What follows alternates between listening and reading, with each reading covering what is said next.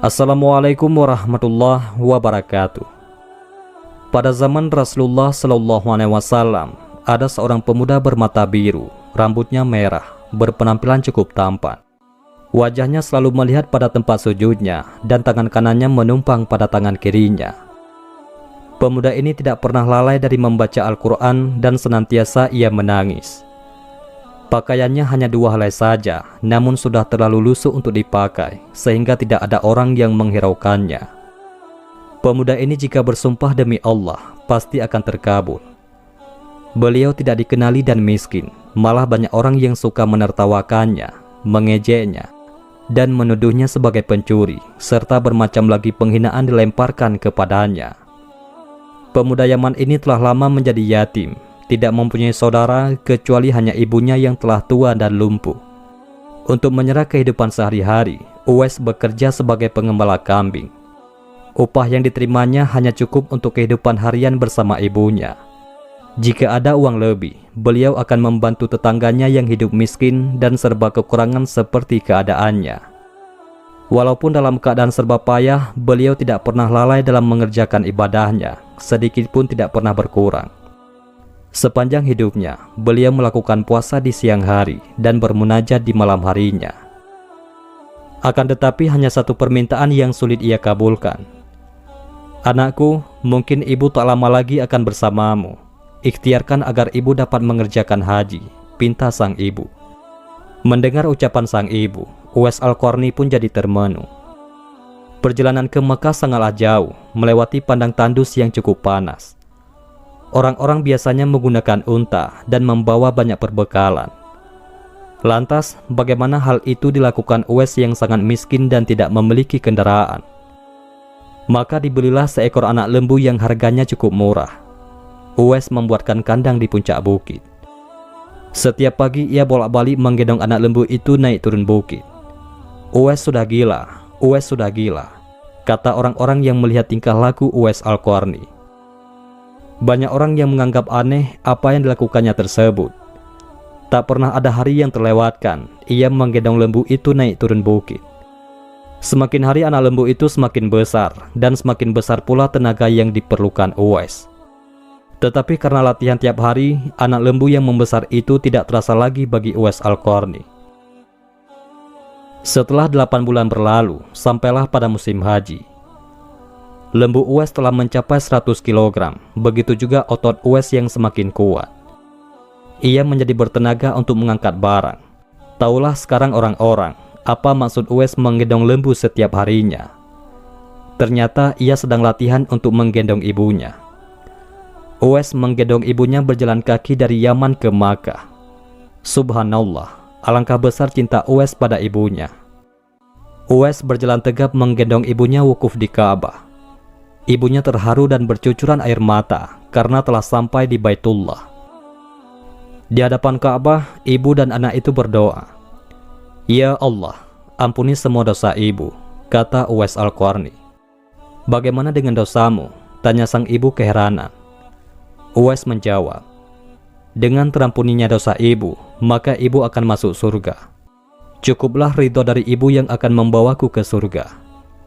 Itulah keinginan Uwais yang tulus dan penuh cinta. Allah Subhanahu wa Ta'ala pun memberikan karunia untuknya. Uwais seketika itu juga sembuh dari penyakit sopannya, hanya tertinggal bulatan putih di tengkuknya. Itulah tanda untuk Umar bin Khattab dan Ali bin Abi Thalib, yaitu 2 sahabat Rasulullah, untuk mengenali Uwais.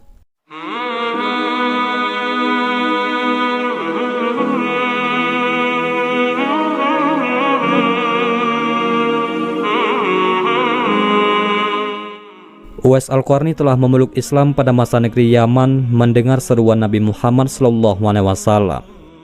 Peraturan-peraturan yang terdapat di dalam agama Islam sangat menarik hati Uwais Al-Qarni. Banyak rekan-rekannya yang telah memeluk Islam pergi ke Madinah untuk mendengar secara langsung dakwah Nabi Muhammad SAW. Hati Uwais juga bersemangat untuk ke Madinah untuk bertemu kekasih Allah, penghulu para nabi. Tetapi beliau tidak mampu karena tidak mempunyai bekal yang cukup untuk sampai ke sana. Apalagi beliau perlu menjaga ibunya. Jika beliau pergi, siapa pula yang akan melihat ibunya? Dikisahkan ketika terjadi perang Uhud, Rasulullah Shallallahu Alaihi Wasallam mengalami cedera dan giginya patah karena dilempari batu oleh musuh-musuhnya. Berita ini akhirnya sampai kepada Uwais, lalu ia segera memukul giginya dengan batu hingga giginya patah.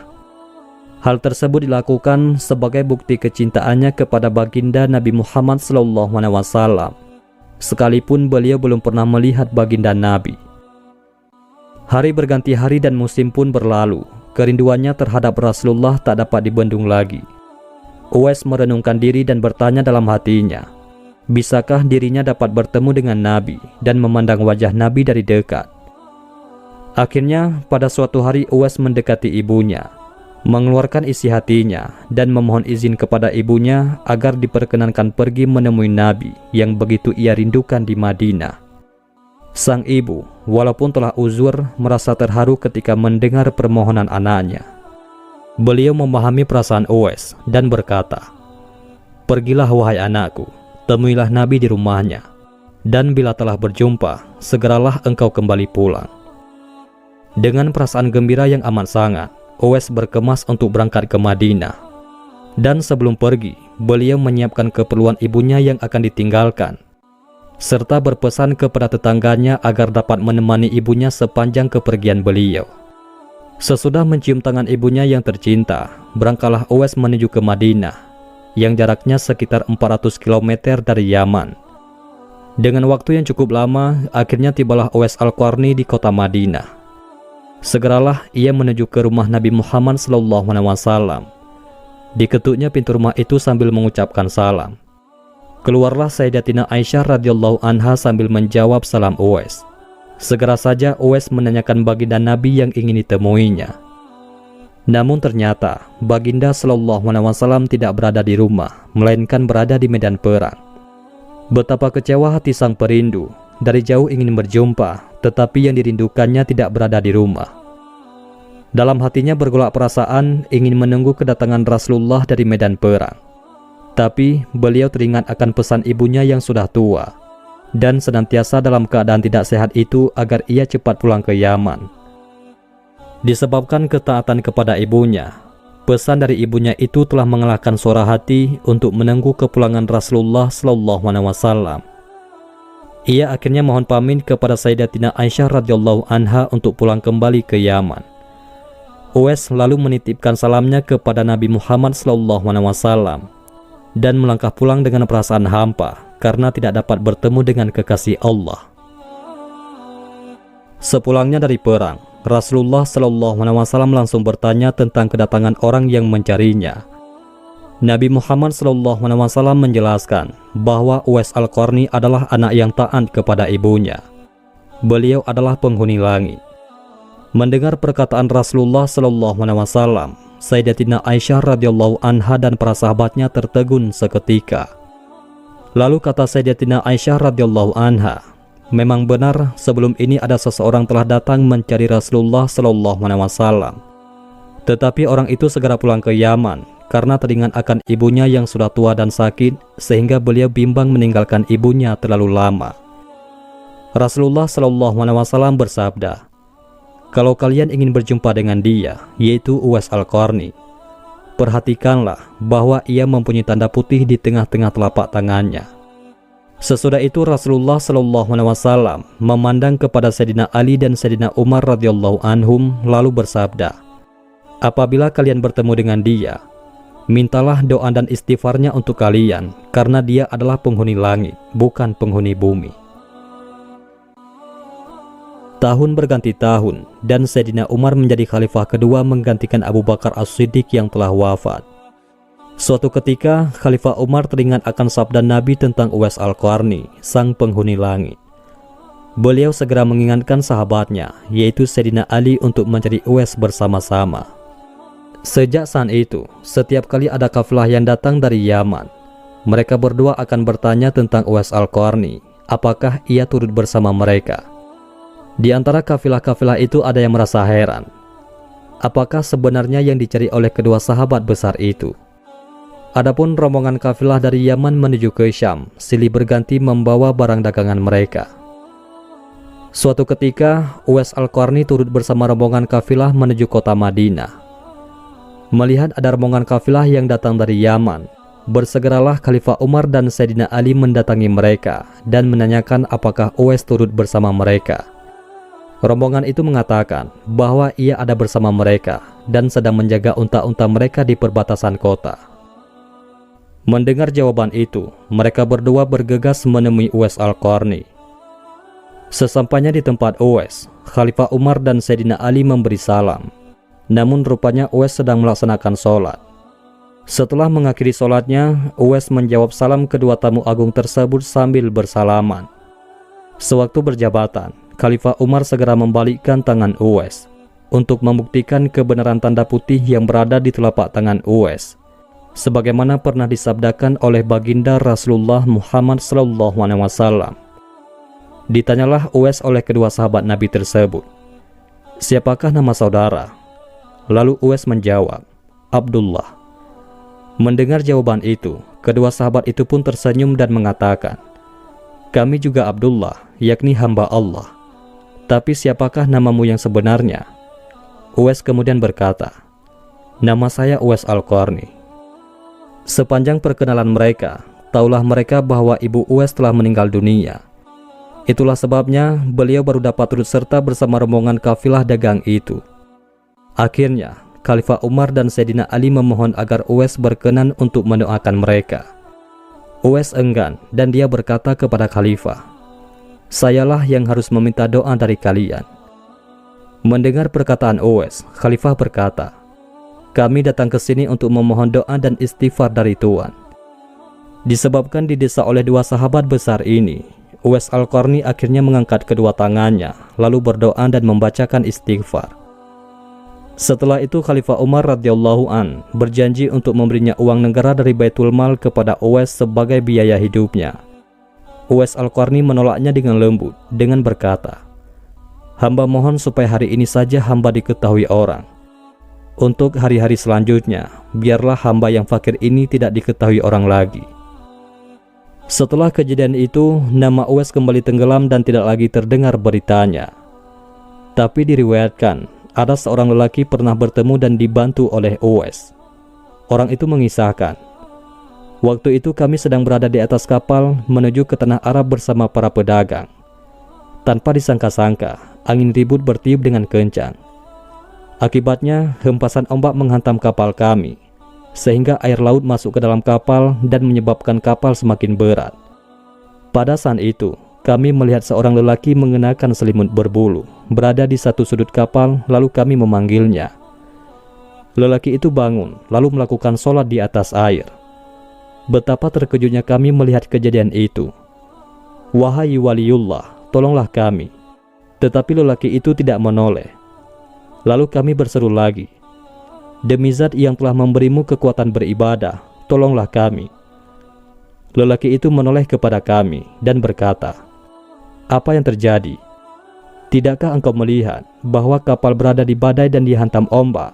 Tanya kami kepadanya. "Dekatkanlah diri kalian kepada Allah. Keluarlah kalian dari kapal dengan membaca Bismillahirrahmanirrahim," kata orang itu.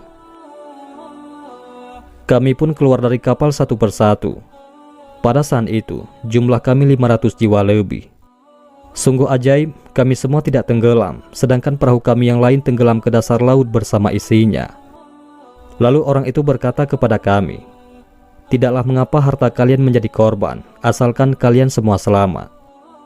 "Demi Allah, kami ingin tahu siapakah nama Tuhan," tanya kami kepadanya. "Uwais Al-Qarni," jawabnya dengan singkat. Kemudian kami berkata lagi kepadanya, "Sesungguhnya harta yang ada di kapal tersebut adalah milik orang-orang fakir di Madinah yang dikirim oleh orang Mesir.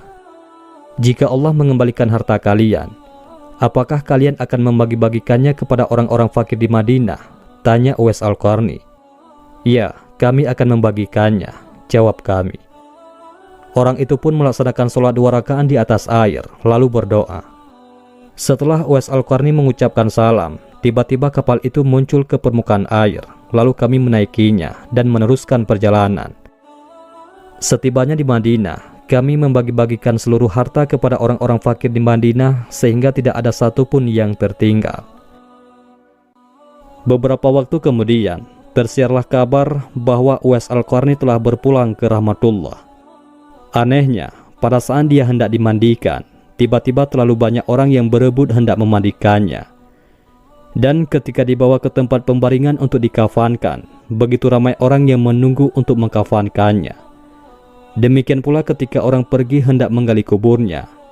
Di sana ternyata sudah ada orang-orang yang menggali kuburnya hingga selesai. Ketika usungan dibawa menuju ke perkuburan, luar biasa banyaknya orang yang berebut hendak mengusungnya. Meninggalnya Uwais Al-Qarni telah menggemparkan masyarakat kota Yaman. Banyak terjadi hal-hal yang amat mengherankan penduduk Yaman. Sedemikian banyaknya orang yang tak dikenali datang untuk mengurus jenazah dan pemakamannya.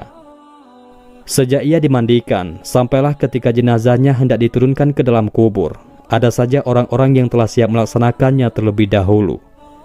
Penduduk kota Yaman tercengang. Mereka bertanya-tanya, "Siapakah sebenarnya engkau, wahai Uwais Al-Qarni? Bukankah Uwais yang kita kenal hanyalah seorang fakir yang tidak memiliki apa-apa, yang kerjanya hanyalah sebagai pengembala kambing dan unta? Tetapi ketika hari wafatmu, engkau telah menggemparkan penduduk Yaman dengan hadirnya manusia-manusia asing yang tidak pernah kami kenal. Mereka datang dalam jumlah sedemikian banyaknya. Agaknya mereka adalah para malaikat yang diturunkan ke bumi hanya untuk mengurus jenazah dan pemakamanmu." Barusan itulah penduduk Yaman mengetahui siapa Uwais Al-Qarni, yang ternyata tidak terkenal di bumi, akan tetapi beliau sangat terkenal di langit. Begitulah Uwais Al-Qarni, sosok yang sangat berbakti kepada orang tua. Dan itu sesuai dengan sabda Rasulullah ketika Rasulullah ditanya tentang peranan kedua orang tua. Rasulullah SAW menjawab, "Mereka adalah yang menyebabkan surgamu atau nerakamu." Hadis riwayat Ibnu Majah. Demikianlah kisah Uwais Al-Qarni. Semoga kita dapat mengambil hikmah dari kisah beliau. Mudah-mudahan ini semua bermanfaat. Assalamualaikum warahmatullahi wabarakatuh.